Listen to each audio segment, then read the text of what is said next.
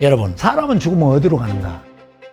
우리는 죽으면 어디로 갈까요? 이 세상의 죽음에 대해서 생각해보고 고민해보지 않는 사람은 한 사람도 없을 것입니다.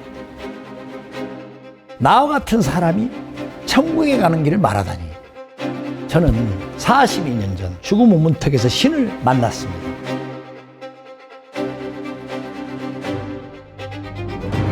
오늘 저의 이 말씀을 들으시면 내일 죽음이 온다고 해도 두려움은 없을 것입니다.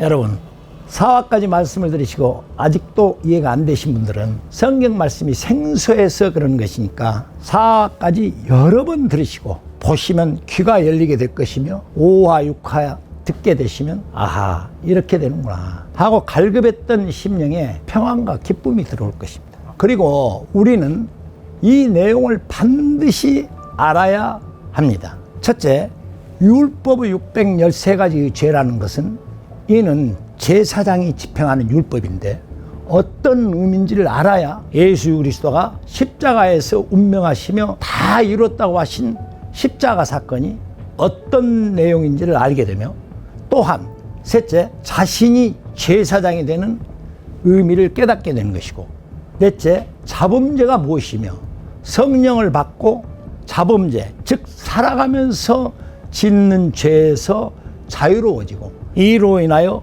마지막 천국의 입구에 서게 될 것이며, 다섯째, 마지막 예수님의 두 가지 명령을 지켰을 때 당당하게 천국으로 입장하는 것입니다. 그럼 쉽게 설명하겠습니다. 여기서부터는 내용이 재밌습니다. 율법이라는 예를 들어보죠. 어느 나라든지 나라를 세워서 법이 있어야 사회의 질서가 있듯 하나님께서도 하나님 나라를 만드실 때 이런 죄는 어떤 죄값이 필요하고 저런 죄는 어떤 죄값이 필요하고 또 어떤 죄는 죽음이 필요하고, 이와 같은 하나님께서 하나님 나라를 만드셔서 세우신 법이 613가지 법이라는 것입니다. 율법이라는 것은 계율의 준말, 즉 지켜야 할 법을 말하는 것인데, 하나님께서는 이 법을 모세라고 하는 사람을 선택하여 하나님 나라의 거대한 역사를 이루어 가시는데, 그러면 하나님 나라를 만드시기 위하여 선택받은 이 모세라는 사람은 누구일까? 우리는 이 사람을 알기 전 먼저 아브라함이라는 중요한 사람을 자세히 알아야 됩니다. 아브라함, 이 사람은 하나님께서 친히 찾아오셔서 최초로 언약을 맺고 하나님 나라를 만들어가기 위하여 하나님의 축복으로 언약을 받은 믿음의 조상으로서 바로 이 사람 씨로 인하여 모세가 일어나고 하나님 나라가 세워가며 땅의 모든 족속이 축복을 받게 된다고 하시니, 이분은 누구신가? 이 사람은 홍수로 세상을 쓸어버릴 때 남겨두신 노아의 혈통인 셈의 후손으로 우상을 만들어 팔아 생계를 이어가는 데라라는 아버지를 둔 가정에서 태어난 우상집 아들입니다. 그런데 왜 이 사람을 선택하여 믿음의 조상으로 세우시며 엄청난 축복을 내리시고 천하 만민이 그로 인하여 축복을 받는가? 또한 그와 더불어 400년 후에 일어날 미리 예언을 주시고 그 씨를 통한 기업을 세워서 축복을 내리실까를 보았더니, 하나님께서는 하나님의 나라를 만들어 가시는데 충성심이 강한 사람이 필요했던 것입니다. 그래서 아브라함이라는 사람의 충성심을 보시고 하나님께 선택된 사람입니다. 느헤미야 9장 8절을 보시죠. 그 마음이 주 앞에서 충성됨을 보시고 그와 더불어 언약을 세우사 그 씨를 통하여 기업을 이어나감을 보여주십니다. 이어서 하나님께서 아브라함을 이끌어 가심을 보시죠. 창세기 12장 1절부터 3절입니다. 하나님께서 어느 날 아브라함에게 나타나 너는 너 고향과 친척과 아버지의 집을 떠나 내게 보여줄 땅으로 가라. 내가 너로 큰 민족을 이루고 내게 복을 주어 내 이름을 창대하게 하리니 너는 복이 될지라. 너를 축복하는 자에게는 내가 복을 주고 너를 저주하는 자에게는 내가 저주하리니 땅의 모든 족속이 너로 말미암아 복을 얻을 것이라. 이렇게 축복받은 아브라함은 4절 5절입니다. 이 말씀을 순종하여 고향을 떠날 때는 나이가 75세인데 조카 롯과 아내 사레와 집안에 부리는 사람들을 데리고 어려움을 겪으며 마침내 가나안 땅에 들어간 아브라함에게 여호와 하나님께서 이렇게 말씀하십니다. 너는 반드시 알라. 내 자손이 이방 나라에서 객이 되어 그들을 섬기겠고 그들은 400년 동안 내 자손을 괴롭히리니 그들이 섬기는 나라를 내가 징벌하며 그 후에 내 자손이 큰 재물을 이끌고 나오리라. 그리고 창세기 17장 1절에서 2절, 4절, 5절, 6절, 7절까지 보고 갑니다. 아브라함 99세 때 여호와께서 아브라함에게 또 나타나서 나는 전능한 하나님이라. 너는 내 앞에서 완전하라. 2절 내가 내 언약을 나와 너 사이에 두어 너를 크게 번성하게 하리라. 이렇게 말씀하시며 4절 보라 내 언약이 너와 함께 있으니 너는 여러 민족의 아버지가 될지라. 이제 내 이름을 아브라함이라 하지 말고 아브라함이라 하라. 내가 너를 힘이 번성하게 하리니 내가 내게서 민족들이 나게 하며 왕들이 내게로부터 나오리라. 내가 내 언약을 나와 너 및 내 대대 후손 사이에 세워서 영원한 언약을 삼고 너와 내 후손의 하나님이 되리라. 이렇게 하나님께서는 아브라함을 믿음의 조상을 만들었으며 또한 창세기 15장 16절입니다. 아브라함에게 내 아내 사레도 사레라 하지 말고 사라라 하라. 그가 내게 아들도 낳게 하고 그에게 복을 주어 여러 민족의 어머니가 되게 하며 여러 왕이 그에게서 나올 거라는 언약을 하십니다. 이때 아브라함이 엎드려 웃으며 100세 된 사람이 어찌 자식을 낳을 수가 있을까? 사라는 90세요. 어찌 출산하리요? 아브라함이 하나님께 아뢰되 이스마엘이나 하나님 앞에 살길 원하이다 하니 이스마엘이 누구냐면요, 창세기 16장 1절에서 2절에 보면 이스마엘은 사라가 출산을 못합니다. 그러니 자기 여종 하가를 주어서 16장 16절이죠. 아브라함 86세에 낳은 자식입니다. 그 후손들이 오늘날 이슬람 아랍 민족의 조상입니다만 나중에 설명하지요. 지금은 천국 가는 길이 바쁘니까. 그래서 이스마엘은 하나님 앞에 살기를 원하이다 하니 하나님이 이르시되 아니라 내 아내 사라가 내게 아들을 낳으리니 너는 그 이름을 이삭이라 하라. 내가 그와 내 언약을 세우리니 그 후손에게 영원한 언약이 되리라. 창세기 21장 5절입니다. 이렇게 축복받은 아브라함은 이후 하나님의 언약대로 사라 90세, 아브라함 100세의 아들 이삭이 태어납니다. 그런데 하나님께서는 언약으로 노년에 주셨던 이삭을 제물로 달라고 하십니다. 맑은 하늘에 벼락 떨어지듯 놀라고 슬픈 말씀이지만 아브라함은 순종합니다. 75세에서 하나님께서 떠나라는 고향 땅을 떠나 25년간은 모진 훈련을 받고 나이 100세에 얻은 언약의 자식을 묶어서 제물 제단 위에 올려놓고 막 잡으려는 순간 아브라함아 하고 부릅니다.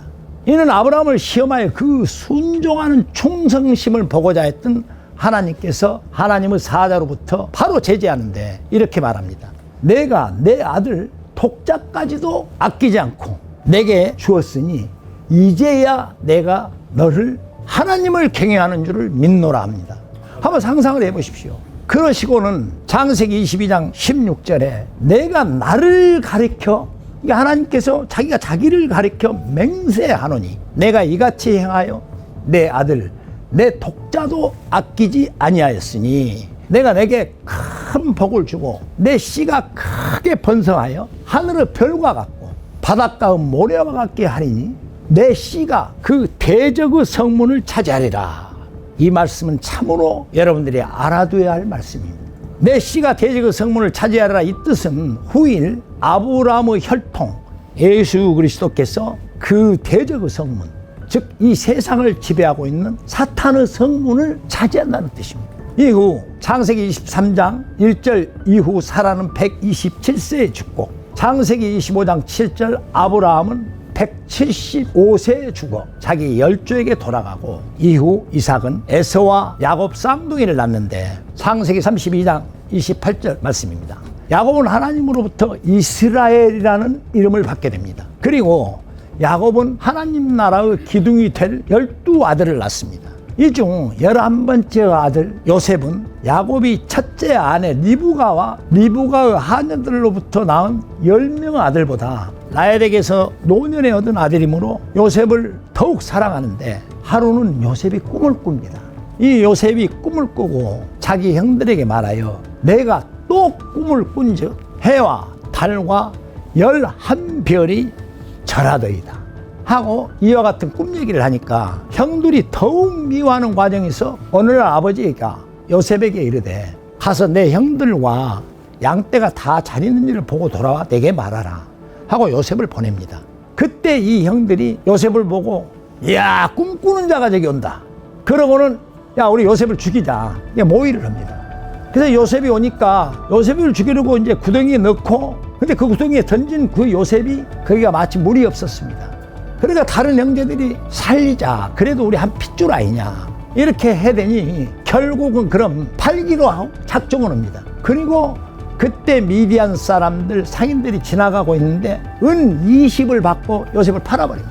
근데 집에 가서는 요셉이 입었던 그 채색 옷을 순념소 피를 묻혀가지고 아버지에게 보이고 팔려간 요셉을 갖다가 심생한테 물려서 죽었습니다. 한번 상상을 한번 해보십시오. 얼마나 아버지가 서울로 들어가고 싶을 정도로 눈물을 흘립니다. 그런데 팔려간 요셉은 바로 바로 왕의 친위 대장, 바로가 왕을 말하는 거거든요. 바로 왕의 친위 대장, 요즘 말하면 경호실장입니다. 보리발집으로 팔려서 들어가는데 이 집에서 성실하게 일을 하기 시작합니다. 하나님의 뜻을 펼치시는 내용입니다.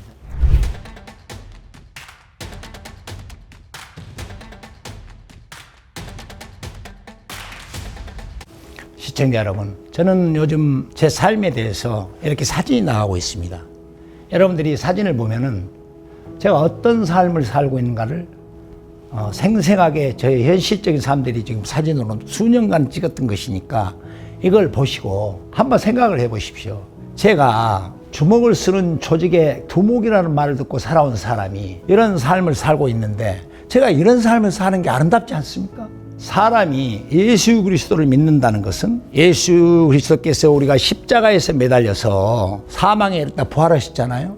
그런데 성경의 말씀을 보면 내가 내 믿음이 내 몸을 불사르게 내어줄지라도 사랑이 없으면 아무 필요 없다고 그랬습니다. 아멘. 여러분, 제가 성령의 역사로 품어내는 이 말씀들을 듣고 여러분들이 감동을 받아서 하나님을 믿게 된다든가 예수님을 믿게 된다든가 지금 현재 예수님을 믿고 있는 분들이라면은 사랑을 나눠야 됩니다. 아멘. 아무 필요 없습니다. 사랑하지 않는 삶은 정말 필요가 없는 것입니다. 그러면은 여러분 지금 여기 제가 복음을 내품는 ARS 후원번호 060-702-5004번입니다. 똑같이 060-702-5005번입니다. 5004번으로 여러분들이 전화 한 통 해주시면은 3,000원입니다. 5005번으로 전화를 해주시면 10,000원입니다. 제가 이 돈을 보내주시면은 여러분들이 한 분 한 분 걸어주시는 이 ARS 전화로 인하여 들어오는 돈이 제가 나갔던 이 사진에 노숙자들을 대접하고 저 에티오피아나 캄보디아나 여러 어려운 사람들을 위해서 우리 아야 식구들하고 함께들 나가고 있습니다. 앞으로 우리 아야 세계 선교회 홈페이지도 만들어서 나갈 것입니다. 여기에 우리가 회원 모집도 올 거거든요.